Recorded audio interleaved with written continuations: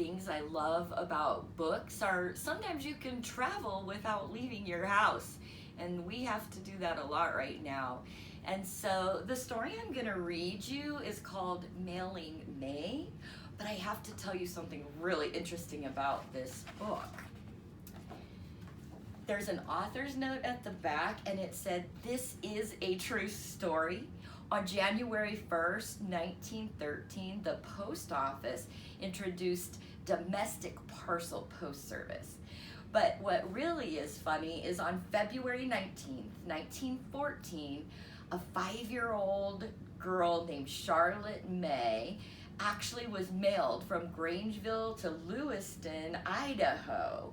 And she was mailed as a baby chick. And it cost 53 cents to mail her. So here's the story that was written about that. It all started when Ma and Pa promised I could stay a spell with Grandma Mary, who lived a million miles away through the rough old Idaho mountains. But when I asked Ma if it was time to go, she just shook her head and sighed real deep. So I tried asking Pa. "No money," said Pa. "Train ticket costs $1.55. May, I work all day to make that much. Maybe next year." But I just couldn't wait a whole year.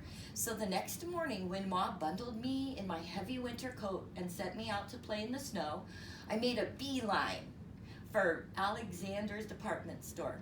Mr. Alexander called his hello from atop the ladder. "I need a job," I said. "I need money for the train." Mr. Alexander smiled as he stepped down to the floor.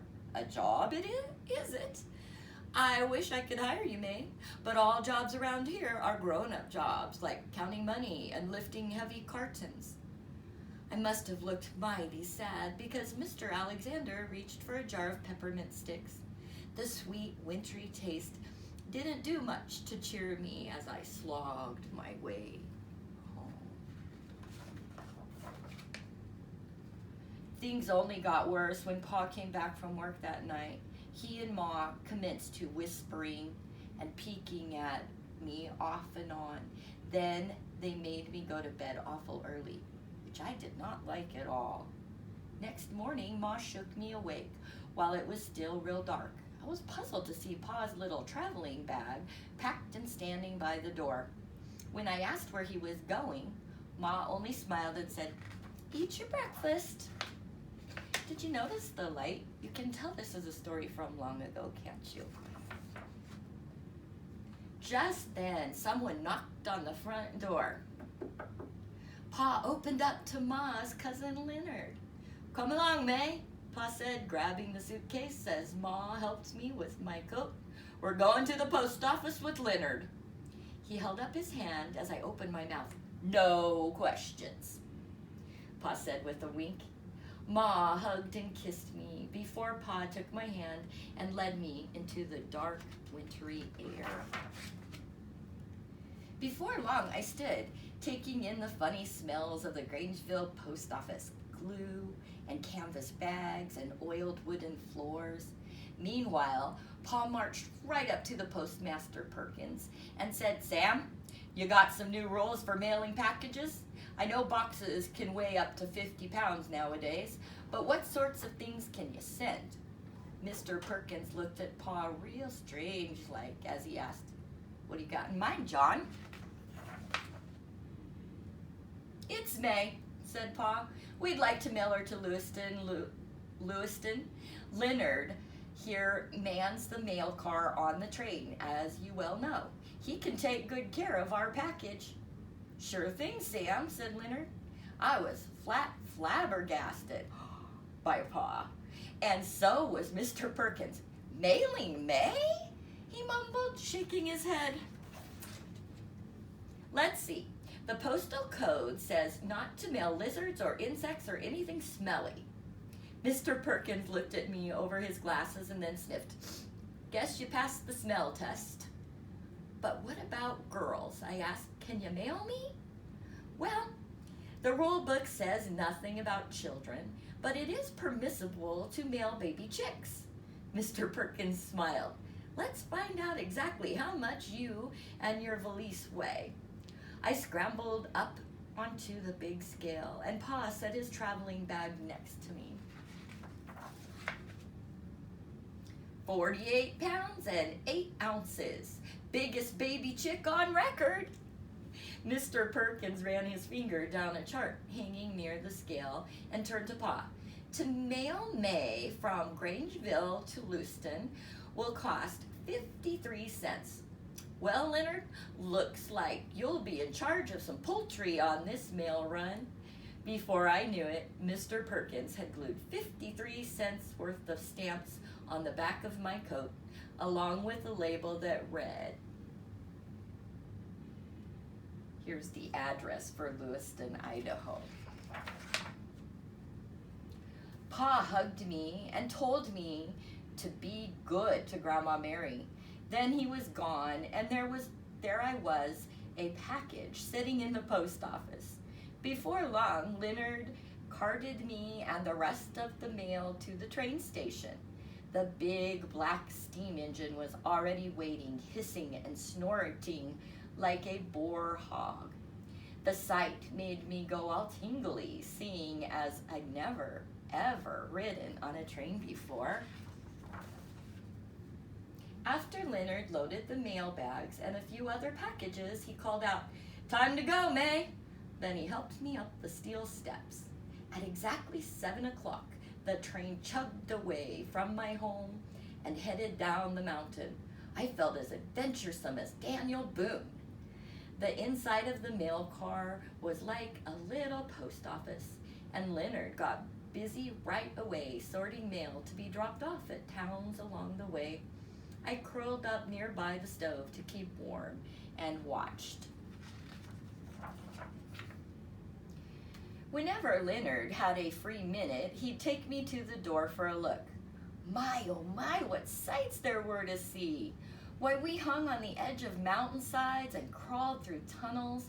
We crossed deep valleys on top of tall, spidery trestles that Leonard called steel on stilts. Then, long about Lapua Canyon, where the train track twists back and forth down the mountain, I began to feel somewhat less adventuresome. Instead, I was feeling dizzy and weak in the stomach. I was about to run to get some fresh air when I heard an angry voice at the door. "Leonard," yelled a man in the uniform, "that girl better have a ticket or money to buy one." It was Mr. Harry Morris, the train's conductor. I hid behind Leonard as he explained that I was a package, not a passenger. Then he showed Mr. Morris the stamps on my coat. That cranky old conductor slapped his knee and laughed out loud. "I've seen everything now," said Mr. Morris, wiping his eyes. Well, Mr. Morris plumb scared the dizziness right out of me. Even my stomach seemed better, and I started feeling hungry. Leonard said lunch would be at Grandma's Mary's. The train made a few more stops at towns like Sweetwater and Joseph before we pulled into the Lewiston Railroad Station. Since this was the end of the line, Leonard had time to be my mail carrier, and we headed for Grandma Mary's place. The second I laid eyes on Grandma Mary, I felt downright warm inside. Ma and Pa had kept their promise after all, with a little help from the U.S. Post Office. So I thought, wow, it's great that she got an opportunity to see Grandma, and I thought, what a wonderful idea to talk about how to write a friendly letter. Because sometimes now we can't go and see people, but we could write them a letter. So the parts of a letter, here at the beginning on the top right-hand side, you would write the date. Did you notice I put January 1st, 1914? That's when that little girl, May, got to go on her trip. This is called the greeting, and it starts with a capital, and this one says Dear May, because I'm going to write a letter to May from the story, and there's a comma after it. On the next line, this is called indenting. It's when you don't start clear up here at the edge, you go in a little ways. And here's my first sentence. I can't believe that you got shipped as a baby chick. That first sentence went along with the story, didn't it? Was it exciting to ride on a train? Sometimes it's fun to ask a question in a friendly letter because then you can hope somebody writes you back with the answer. I bet you got a big hug from your grandma. So this was actually 3 sentences long. You might consider writing a 3-sentence letter. This is the closing part, and it comes over across often, but sometimes people do it over here nowadays. Your friend, comma, and then here's the signature. And I write mine in cursive because a signature is really in cursive, but it's okay since you don't know how to do cursive yet, just to place your name. I hope in the next week or so you have an opportunity to write a letter to someone you're missing. Bye.